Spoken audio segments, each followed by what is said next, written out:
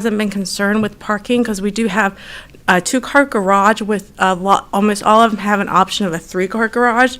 So you'd have 2 to 3 parking in the garage plus 2 to 3 spaces on the driveway, as well as some street parking.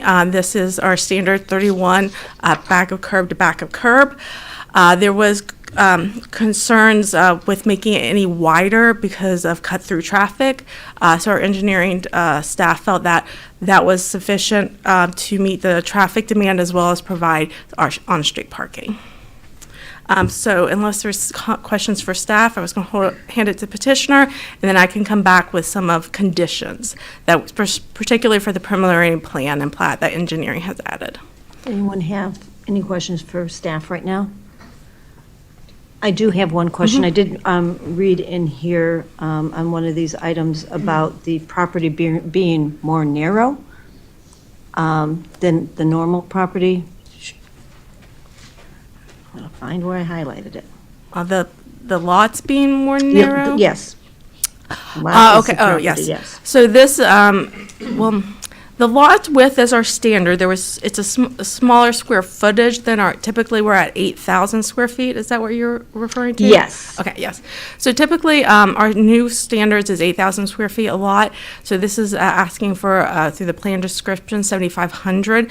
But that is equivalent to the other surrounding subdivision. I believe even, 4 Points is actually even smaller. I believe Ed said was like 6,500 square feet, I believe. So this is larger than some of the surrounding ones, though slightly smaller than our standard, but we believe it fits the context of what's surrounding it. Okay, so everything you just said makes really good sense, but if some of that had been added in there a little more, I wouldn't have asked the question, so thank you. All right, yep, we can. And we can go forward with the presentation. Okay, great. Good afternoon. Russ Whitaker, Rosenhoven Whitaker, here on behalf of D.R. Horton Midwest as project applicant. I've got a host of consultants here with me this evening. I won't introduce them all right now. You can see them on the screen, but they're here available for questions if there's additional detail that I cannot answer. As we look at the property consists of 57 acres. It is at the northwest corner of Ogden Avenue and Farnsworth Avenue. What I wanted to call out in this slide is that the property notably is kind of missing that centerpiece, right? There's an existing concrete plant located kind of in the middle piece that's being excluded here. That concrete plant is owned by a Brazilian company. While we've made overtures trying to get control of that portion of the property over the course of, we've been working on this project for a couple years, frankly. We've just been unable to not even negotiate a price. That's not been the issue, but we've not been able to get any expression of interest from the owner of that concrete plant in selling. So we've worked a plan that works around that sort of center exclusion. Everything that's shown in color here is currently unincorporated. The northern section, sort of the triangle to the top, is located in Kane County. Everything to the south is located in Kendall County. I would note that the Kendall County portion of the property is zoned into heavy industrial use, so that correlates with the concrete plant. With the annexation to Aurora, we will obviously be doing away with that heavy industrial land use. As we look at the site plan, the preliminary plan depicts the general layout and configuration of the proposed development. There's really 3 different components to the overall land use plan here. You can see we've got a commercial component at the hard corner of Farnsworth and Ogden. I'll talk a little bit more about that in a second. We've got 2 townhome pods, 1 townhome pod to the south along Farnsworth Avenue, second townhome pod to the north along Ogden Avenue. And then finally, we've got a pod of single-family homes that we'll talk a little bit more about in just a second. As we look at the commercial parcel, it consists of approximately 2.5 acres. You can see Summerhill on just to the right of the commercial property, sort of delineating the bounds of that B2 proposed commercial property. If you kind of look south of Farnsworth, you can see Summerlin Drive continues south of Farnsworth. What we did here is we set up a commercial parcel that kind of follows the path that was set as property was developed to the south of us, or to the west of us, I guess. And so what we've shown here is consistent with the character of what's been established with commercial development. As we worked with staff thought it was important to get all of the infrastructure really built around that commercial parcel. So you can see that while we will not be building or developing the commercial parcel, we are developing Summerlin Drive entirely around the commercial parcel, and that will facilitate efficient access, and then we'll set that commercial parcel up for future development. I mentioned the property will be Zone B2 special use. Again, that is consistent with the property to the south. As part of the plan description, permitted use of the commercial parcel include a gas station, car wash, and a restaurant with a drive-through. Other incompatible uses inconsistent with the character of the adjacent residential, such as pawn shop, tattoo parlor, and a variety of other uses, are expressly prohibited in the plan description. As we look at the residential component of the development, you can see that south pod of townhomes here. There are 124 townhomes between the two different pods. Jill kind of outlined this in her memo, but the townhomes are strategically located to help transition between Ogden Avenue with more intensive commercial land uses and lower density residential uses to the east. This south townhome pod will be built as phase 1 of the development. The north townhome pod would be a part of phase 2 construction. The proposed townhomes are traditional 2-story front-loaded product. We've worked with staff on multiple iterations before landing on the layout and configuration as before you here. Summerlin Drive, which is designed as an 80-foot wide collector, will provide nice separation between the residential use and the adjacent commercial. Along Farnsworth, the townhomes incorporate an oversized 50-foot setback to the property. And as you can see to the north, there's a detention basin. That detention basin is going to provide a little additional separation towards that portion of the property that's excluded from the annexation. The townhomes will include 2 different unit configurations. The Ashton, which is the end unit in the image here, is approximately 1,800 square feet. The Preston, the interior units are approximately 1,600 square feet. Both configurations are 3-bed, 2.5-bath with a 2-car garage. There's also sufficient space in front of each of those units to be able to park a car in the driveway, as Jill mentioned. The goal of the townhomes here is really to build upon recent success that Horton has had in the market. They were recently building in Deerbrook, which is just south of Haffenrichter. The elevations that we're presenting here are sort of refreshed from what we built at Deerbrook. That was a project where construction had stopped in that community. We bought finished lots, came in, and completed the community. That was a very successful seller for us in the last couple of years, and so we're looking to sort of build, as I said, off of that success. Here, the elevations incorporate a more modern character using popular gray tones. Architectural features include roofline articulation, gable details, shutters, a variety of different siding types, and masonry wainscot. As we look at the single-family component of the plan, I wanted to point out the curvilinear roadway design. While that curvilinear design extends through the townhome component of the project, it helps create a more interesting streetscape so that you don't have homes just aligned straight along a block. So you're going to create some variation in that streetscape. The other thing I wanted to point out is there's a question raised about the 7,500 square foot lots. We do have, where we have 7,500 square foot lots, they're generally located here in this area along Road A. While they are a little bit smaller than the code requirement, I would point out that we have an outlot along Farnsworth Avenue. That outlot will be owned and maintained by the association. It will be heavily planted. So while your backyard will physically stop at a point, you will have another 25, 30 feet behind that that is open space owned and maintained by the association. So while the lot is 7,500 square feet, that lot is going to live a little bit bigger than the actual 7,500 square feet that owner's buying.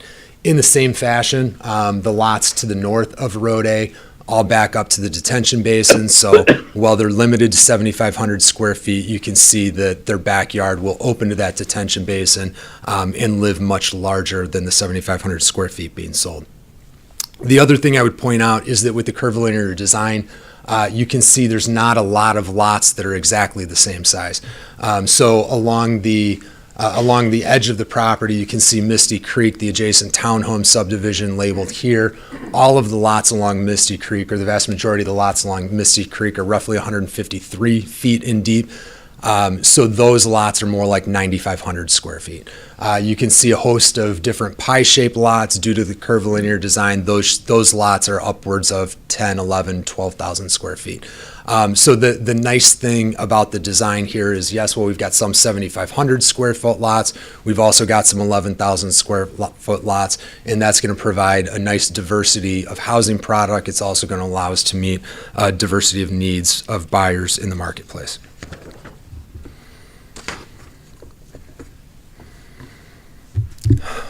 Talking about homes a little bit, there are 7 different floor plans that will be offered in this portion, in the single-family portion of the community. There are 2 ranch plans that are being offered. One is 1,800 square feet, one is 2,000 square feet, 3 to 4 bedrooms, 2.5 baths with a 2 or 3 car garage as an option. Traditional 2-story homes will range from 2,000 to 3,000 square feet. Those homes will be 4 to 5 bedroom, 2.5 bath, or 3 bath. With a 2 or 3 car garage. And so what we're showing here on this exhibit is each of those different floor plans by plan name, and then you can see some different metrics for those. If there's specific questions about a floor plan or the home sizes or the configuration of the homes, we can certainly come back to this as well. As we look at elevations, single-family elevations are consistent in character with the townhome elevations, kind of modern American architecture, which tends to blend features from more traditional designs. You can see the varied roof lines.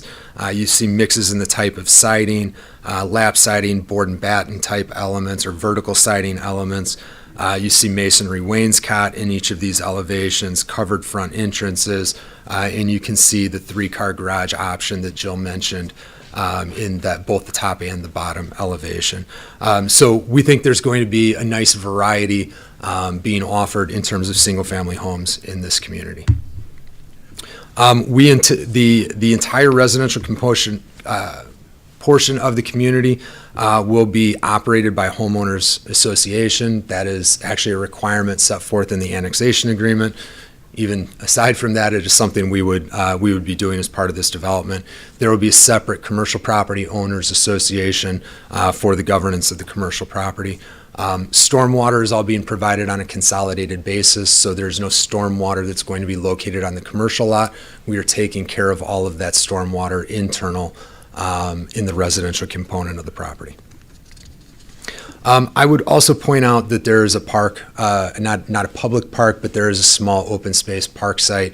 I think it's 0.3 of an acre. 0.7 of an acre in the north townhome pod. You can see the park site here. We anticipate some walking paths, small playground equipment. It's not a large park site. When we talked to the park district, the intent was that this property is proximate to a number of parks down Keating Avenue. You can see that we have cross connection at Keating Avenue, so there's opportunity for these residents to utilize existing parks. We added that private park space into the community sort of on our own accord, thinking that it would be a nice opportunity for the residents to have a little bit of localized space in the new subdivision. With that, we got into some more detail during the Plan Commission meeting, but I know we're supposed to be a little more condensed here. We've probably got 100 slides in here, so we could talk for a couple hours if you want, but I'll turn it back over to the committee, and I'd be happy to answer any additional questions you might have. Any alderman have questions? Alderman Denell. Yeah, I took a look at the landscape plan, and you have a wonderful variety of landscape materials, called out, but they're not specifically identified where they go. They're just placed by what type of plant they are. And I would hope, I know this is preliminary, but I would hope by the time final comes around, we'd have those all identified. 100%. Yeah, I mean, you kind of took the words out of my mouth. At preliminary, we would always specify location and type. We will provide full specification, species and size when it comes to final. We're actually in the process of drafting final right now. Our hopes and expectations are that we're going to be in the ground very early this spring. So we anticipate making a submittal of final engineering, final landscape to the city in the next couple of weeks. Very good. I have a question. Alderman Seville, go ahead. Yes, Chairwoman Smith, yes. I spoke with Ed Stephen about this morning, and I wanted to bring this up. Historically, when these types of developments have swept forward, we've had a rental cap, and I just want to know, has that been talked about? Is that included in this development? We were, the development team was working on a project in Oswego yesterday. I knew we were going to be here today, and so we talked about it proactively yesterday before staff even brought it up. So yes, we have talked about it. We have no objection to there being a rental cap. My understanding, based on prior projects, is that cap has typically been placed at 30% and is exclusive to the townhome community. So that's what we would propose. I talked to Jill about it this morning, and we're happy to include a provision to that effect in the annexation agreement. The annexation agreement would spell out that would be added to our declaration for the residential community. Thank you. Alderwoman Bade? Thank you, Chairwoman. Could you go over the price range for each type of homes? I'm going to turn that question over to Chris, and I will let him touch on the pricing. Good evening, Chris Funkhauser. I'm a land acquisition project manager with D.R. Horton, working on this project.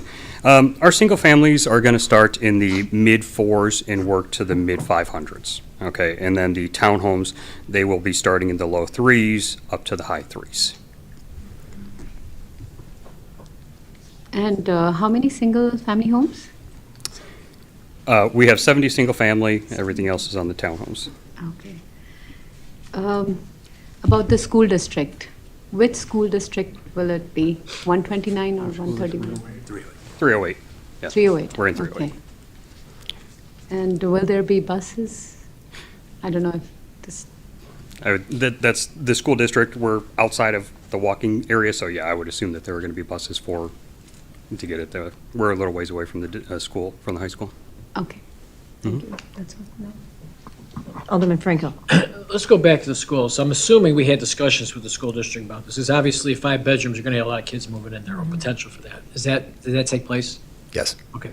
And then the other comment I have is, you guys mentioned the cap on rentals at 30%. I know that's I think I remember we used to be like 20 or 25%. So I don't know, Jill, if that's correct, but I thought it was a little lower than 30%, if we're going to cap it. The last ones I've worked on, Liberty Meadows and Meadow Ridge, were 30%. Okay. Maybe prior to that, maybe it was lower. Yeah, and I guess I would talk to Alderman Seville, because he knows the history of everything. And Alderman Seville, does that 20 to 25% seem more correct historically speaking, as opposed to more recent? Because you know better than I about that. Yeah, that's a very good question, Alderman Franco. We've historically approved a range of anywhere from 10% on the low side up to 30% without 30% going above that cap. There is, my understanding, back in the day when I was in mortgage banking, a 30% limitation requirement for FHA mortgages. I don't know if they plan to market this in the conventional market or government-backed securities. But that was the reason why sometimes we went up to 30%. So it was a kind of a negotiations that we proceeded with and the different developments that came to us.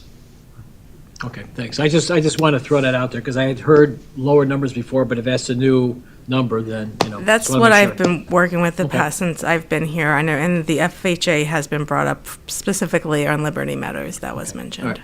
Thank you. Alderman Janelle? Thank you. I'm more curious than anything else. Been involved in planning in the city for a long time. Rare was we had a 4-bedroom house, and I can't recall ever having a 5-bedroom house come through. So can we talk about, what market forces are going on here? Can you explain that? So with the 4 and 5 bedroom homes, A lot of our homes have a loft area which can be converted over. So it meets the requirements, so we can actually provide that as a fifth bedroom. So typically, most of them will be 3, 4 bedrooms, but there are some that do have that ability to become 5. Well, I assume you're responding to market, that's Yeah. what people want?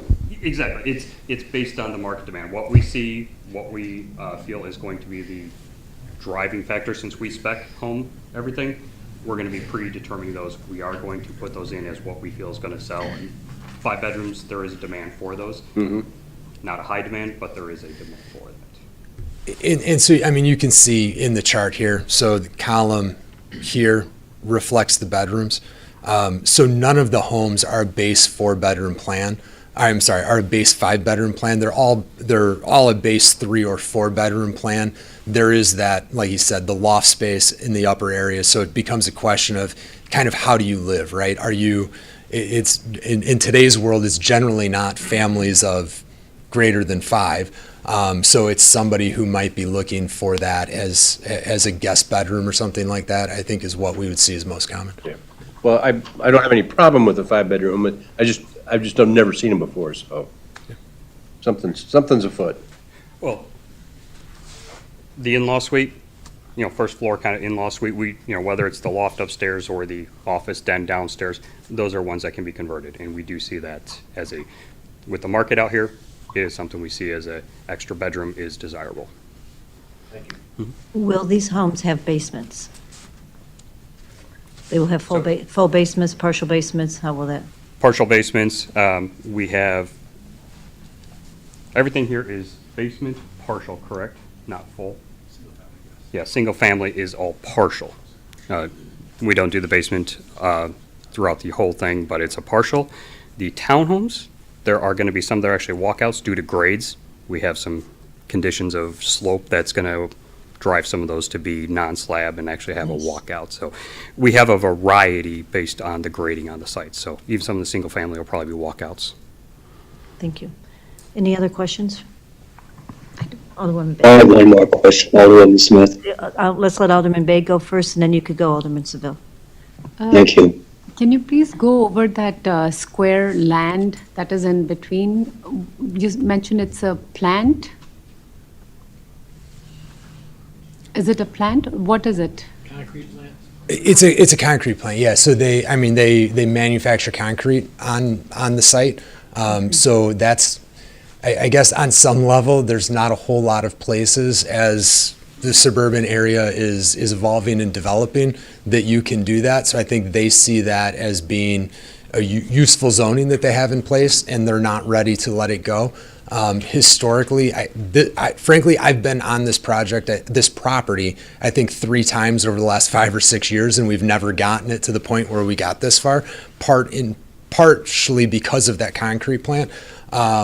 It's not typically operational. It's typically very quiet. If you go across the street, you get a lot of operation activity at the plants that are across the street. This one has typically operated at least once a year so that the zoning doesn't lapse, but we haven't seen it as an everyday operation. And I think that's part of what gives us a little bit of comfort that we don't think it's going to be totally incompatible with the adjacent uses. As we've designed the site, we also haven't backed anything to the concrete plant. We've provided separation on our property, so there's some outlot. If you look in here, there's some good space generally between the homes and that operation. And then you can kind of see, this is the general footprint of the concrete plant. And then there's a lot of growth behind the concrete plant. So even off of our property, there's some good separation between our proposed residential and what's happening adjacent. So sound will not be a problem. There's probably times where some people aren't going to love the sound that might be next to them, but there's no mistaking that they're buying next to the concrete plant. We also, as part of a sales process, would have a disclosure that we do. So all of our buyers would sign a document that says, among a variety of other things, that you acknowledge that the house is adjacent to an industrial zone district located in Kendall County, that there's concrete plant on the site, that it may operate during these hours. So we will absolutely make sure that all of our buyers are readily aware of that. D.R. Horton's the largest home builder in Illinois, also the largest home builder in the country.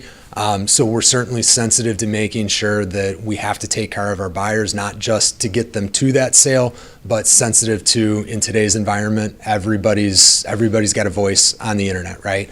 So we want to make sure that our buyers are readily aware of that issue and understand it before they're buying them. And one more question. What about the air quality in that area because of the plant? Yeah, like I said, we've been working on the property for 2 years. The operation has been very, very quiet. It is true that they could pick up operation, but that's not what we've seen happening historically. And in the times that we've been out there, there hasn't been anything that we foresee as creating an issue. At the end of the day, we're spending millions of dollars on the acquisition of the property. We're doubling down on that by spending, many, many more millions of dollars building the infrastructure on the belief that people will absolutely want to live here. We're supremely confident in that. We also recognize that it's not just the manufacturing, or not just this concrete plant. There's a plant across the street. There's a hospital that's across the street. You're at Farnsworth and Ogden. There's a whole ton of traffic adjacent, right? This is not a idyllic rural retreat, right? You're not off Rance Road in Oswego. You're at Farnsworth and Ogden in Aurora. And part of the reason that you have the plan you do before you is that we understand the location, we understand the adjacencies. We're not building 12,000 square foot lots or acre lots. We're building 7,500 square foot lots for people who are looking for a more urban location. They're more focused on the location and being proximate to Ogden and being okay with being next to the hospital and all of those sounds than they are having a crunchy retreat. But will you be doing any air quality or soil testing before everything? We would, I don't know, we wouldn't normally do air quality testing as part of our due diligence in advance, but we've absolutely done all of the soil testing, and there's nothing associated with the property that would cause any concern with respect to a health concern, I would say. I mean, at the end of the day, will there be dust that's flying when the concrete plant is operational? Yes, that's absolutely the case. Is that an overriding health concern? I think it's more of an inconvenience concern. JetBrite might like the plant to be in operation because people might need to go wash their car, but we don't see it as anything that's going to create a major livability obstacle. Okay, and Jill mentioned about the wall. Where is it going to be? The wall, she mentioned that. The wall, yes. It's in the general location along this property line. If you're in 4 Points, it's kind of flat in here, but if you get down to this point, the bottom of the cul-de-sac in 4 Points, the street is very high relative to the property line. I'm going to guess it's 8-10 feet. So they sit above us. We actually sit below. And so the retaining wall is not us building higher than them. It's holding back 4 Points, and we will sit below 4 Points. So it will be built as 2 tiers. So it will be a 3-foot wall, a step, and then another 3-foot wall, and there will be plantings along that wall, which will help to buffer everything. I do have a question. I'm sorry, Alderman Seville, I'll be right with you. And this is a staff question. So piggybacking on some of what Alderwoman Bates said, I'd be really interested to hear your position on making buyer notification a conditional use or a condition, because as we know, those of us sitting up here, 5, 10, 15 years from now, when you guys are long gone, we could have 30 residents standing in front of us citing problems with dust and, health problems and, things like that may come as they live there. I think it would be really important for us at the city level to have those people knowingly sign some type of waiver lease, whatever it would be, that they are aware of the fact that they're moving there so that this can't come back to us in the future. We've done that before for Chelsea Manor. We did a condition about, I can't think of what the issue where it was in that context, but we have done a condition similar about making sure buyers and future buyers are aware of a specific situation. So we could add some type of condition per legal's approval to Can you that bring that extent. back to us for the Yeah, we next can time, draft so something, have I think something that at that would be COW. important for the city for long-term. Okay. Thank you. Alderman Seville? And that was really my concern as well with regard to the concrete plant. And I think Russ answered some of my questions. However, even though you are requiring a disclosure about the plant, which is fine, my concern with regard to down the road, we don't know what's going to happen. The concrete plant could choose to ramp up any day and go to full time. And then I think the air quality will suffer, of course, accordingly. How do you feel about not only the sale value currently, but I'm concerned about the resale value once the individual homeowners get in the property and what's going to be happening down the road?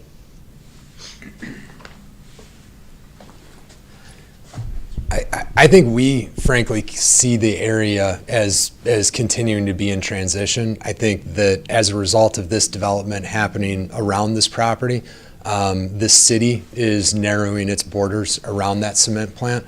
As the city narrows its borders around the cement plant and opens up options for the city to gain control of the cement plant if it so chooses. So without going too far down that path, I think there's a lot of things that the city could do looking forward into the future to potentially put some controls or limitations on that cement plant if it ultimately did become an issue. I would also note that there's a hospital adjacent to the cement plant across the street. There is a apartment community adjacent to the plant across the street. That apartment community has been there for a long time. I don't know when it was built, but I lived just down the street 15 years ago, and that apartment community was there. That apartment community that's next to the existing plant is a plant that's regularly operational with trucks in and out. In discussions with city staff, we've not been aware of any major concerns or issues that have arisen at that apartment community, or even I believe it is the townhomes that are just behind it. So I think this is a little bit unique in the sense that we're doing a new development around it. I think it's not wholly unheard of, and I think you can look at this aerial image and see directly across the street where you've got a pretty darn similar condition. So I think we again do not have a global concern about it. We think long term that cement plant probably isn't there. Alderman Franco? So I would ask staff, what would the IEPA's jurisdiction on this be? Because if it's creating a hazard and there's homes there anyway, wouldn't this be their gig to get involved with that and legislate on that somewhat? I believe so, yes. I'm not expert on IEPA regulations, but I believe, looking at their staff, that there would be some type of regulations that would kick in. Yeah, I mean, if it's creating a health hazard and there's homes there anyway, obviously that could and should be regulated somewhat if that is a problem, becomes a problem. So I just want to throw that out there to say, who's looking at that, who should be, who could be, and, and maybe you can shine some more light. I would just add, I'm not 100% familiar with it, but I would just add that the concrete plant probably has their own IEPA permit that they have to file every year. They have to meet their own regulations with the IEPA regarding environmental standards and health standards. We have our own MS4 permit for the city that we file every year with the IEPA, and they would have the same type of permit. All right, thank you. And I just want to reiterate, my last point was, making this, Jill and Ed, part of a condition that we see that this written notice is going to go. Not that that's going to stop anything in the future, but it is something that would help us as a city if this place ramps up again. More than likely, it's not. This looks like, a beautiful development. It's a wonderful thing to be bringing to Aurora. But I think we do, we've experienced enough times where things have not been done at this point, and then, 5 years down the road, 7 years down the road, we have issues that we are left to take care of. If the owners at least acknowledge the fact that they understand that they're moving into an area where they're wrapped right around this concrete manufacturing area, I think that would be protective of the city. Right, yeah, So we- I'd like to make sure that we have something, we come back for that. Yes, we will work on drafting something and review it with legal and the developers before COW. I'm going to let Alderwoman Bade go one more time, and then I know Alderman Masiacos has a couple of questions. Will we be getting local people hired for these jobs? I mean, construction job, are we going to contact the local union?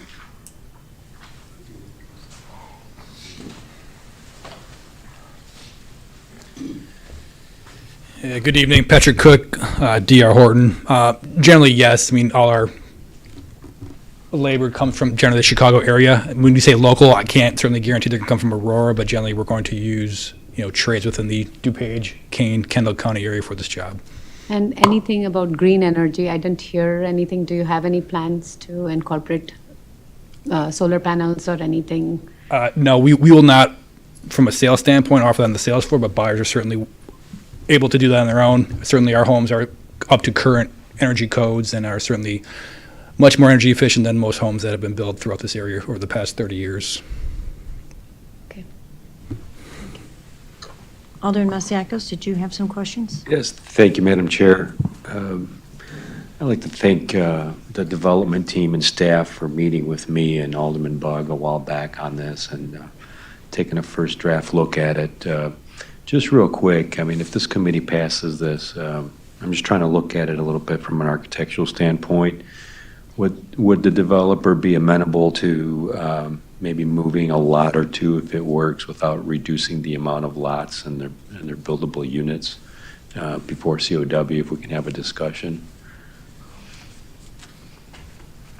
And the reason why I'm coming at is one of the lots, lot 22, that's right behind the plant. Its property is right up there on the edge of that red line. It would seem maybe you can bring it back down to the lower area of that pond, maybe. So, I mean, we're always. You brought up about the 70-foot buffer on the south, and it's adequate, but then you look at, there's no buffer right there. So we're always happy to have conversations, and I think that's something, if there was a specific question like that, we could That's the one right there. certainly take a look at it. I think the difficulty is that we've been at this for a long time. What I didn't spend a lot of time going through is road improvements, but we've made significant commitments to the city through the annexation agreement with respect to road improvements. And so we've kind of gotten to every last inch, right? Every lot that we take out is lost revenue. And so Well, if we can, I just feel like maybe if to relook at it one more time and just try to improve it a little bit more, measure twice and cut once kind of mentality. we can certainly have another conversation looking at it. I think I don't want to make a commitment here, make it sound like we can simply reduce lots at this point in time. I didn't say reduction. Okay. I said reallocation, sort of. In one thing that's hard to see on the plan, since it is so small, that lot you referenced, there is actually a 15-foot buffer at the rear yard. Actually, you can just kind of see it here. It's narrow, but there is a buffer at the back of that. That is in phase 2. What we can do is we can look to see if that maybe can increase. Since we're already working on the phase 1, everything south of heating here and these lots around the corner, those So- are all phase 1. okay. Since that's phase 2, we could probably look So at you're that open see to if it, that's all I need to hear. Yeah. That's great, okay. we can look into that. And the other question I would like a little bit answered, maybe this is something from staff, maybe even from legal. Petitioner brought up the term controls and limitations for the plant. Can we get a better idea of what that means? What our controls or limitations on the plant would be? minus having a discussion, which I don't even want to say eminent domain, but what would be our controls and limitations? If any? For the property, are you talking? Well, the like- petitioner brought that up. He brought it up based on a question from one of the members of the committee. So I guess I haven't specifically looked at it, but with the property generally being surrounded, and I don't know what the property is across the street, like you get into and you begin doing an analysis of could the property be forcibly annexed to Aurora? If the property could be forcibly annexed to Aurora, now you have an opportunity to zone it. Now it's subject to your ordinances. If it's being annexed to Aurora and it's not conforming with your plan, you can potentially put sunsets on the ability to use it for, there's a whole host of things from a legal standpoint that you can begin to look at. That's not conversations that we've had. I think that in conversations with city staff, we've heard that they understand that there's a liability with the M2 zoning in Kendall County, and that there's a desire to see the portion of the property that we control rezoned at this point in time and brought into Aurora so that you can exert your control on it. As you acquire property or you take control of property around the cement plant, there are different doors under Illinois statutes that open up to being able to, if you so choose, potentially exert control over property, bring property into the city. So there's different types of things that could be explored at that point in time. I appreciate that, but it's also sometimes not just answering the question, but who answers the question. So if staff can address it real quick or reaffirm what was just said, if that's the case. That would be more of a question for Patrick.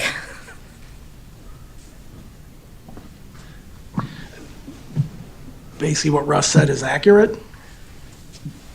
I mean, there's a host of different options we can do depending. I mean, do you want something more on that, outside of, without doing a full legal I analysis? have no on- idea. Somebody else brought it up. I mean, it just triggered a thought on me. What does that mean? To what extent? What are our controls and limitations? Understanding them. It would depend on the property, and it would depend on what the city's desire was. There are controls and things we could exert depending on, as he mentioned, eminent domain annexation, where the property is zoned, what it is currently zoned, what's surrounding the property. All those things come into play on that. All right. Thank you. Any further questions? Madam Chair. Yes, Alderman Lash. Thank you, Madam Chair. I just want to sharpen that point a little bit too on the legal question.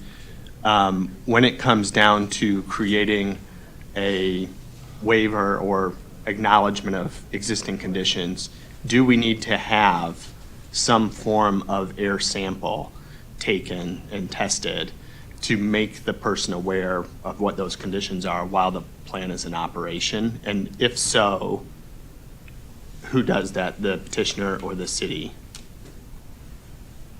I'm not aware of anything that would force the city to take air samples to then tell potential buyers that aren't purchasing the property from the city. Okay. And then is there, I would just hope that there's some look at what their EPA permit is, because it probably does talk about what damage within a certain number of feet or whatever. When you say, but you want to clarify, their property, meaning the cement people, or? The cement Okay. factory. Yeah.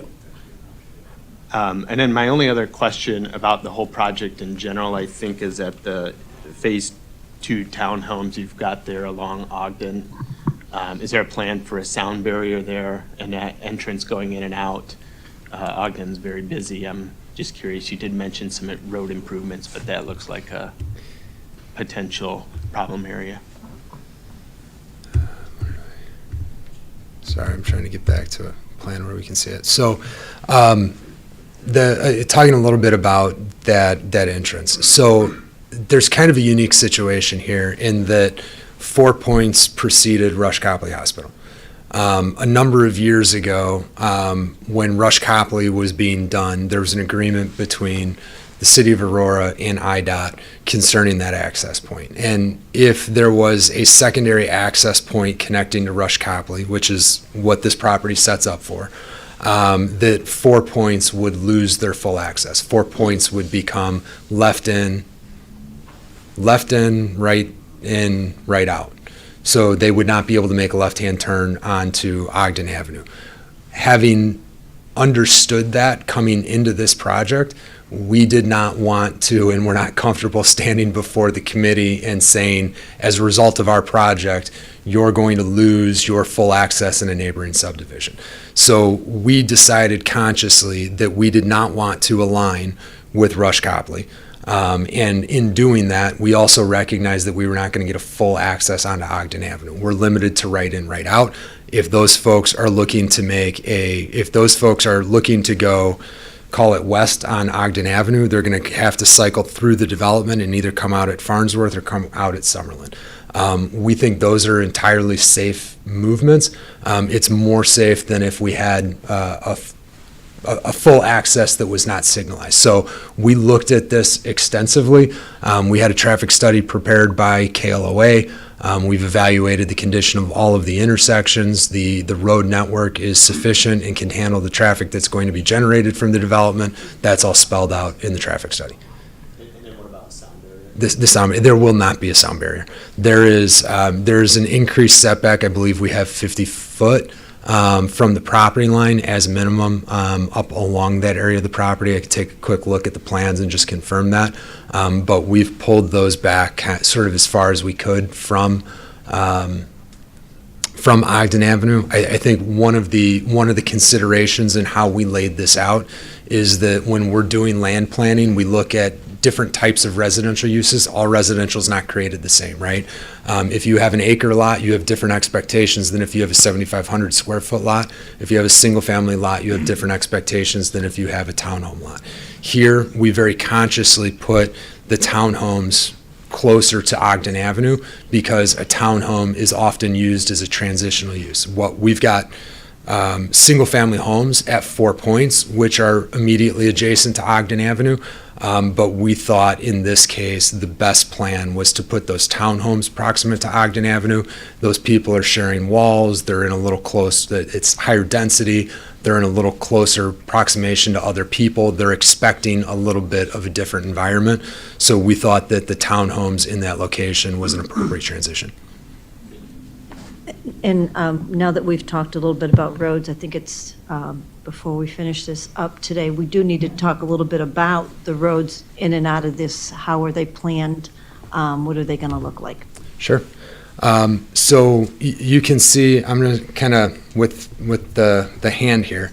So you can see that we're providing cross access at Keating here. I believe this is not Misty, is it Misty Creek here?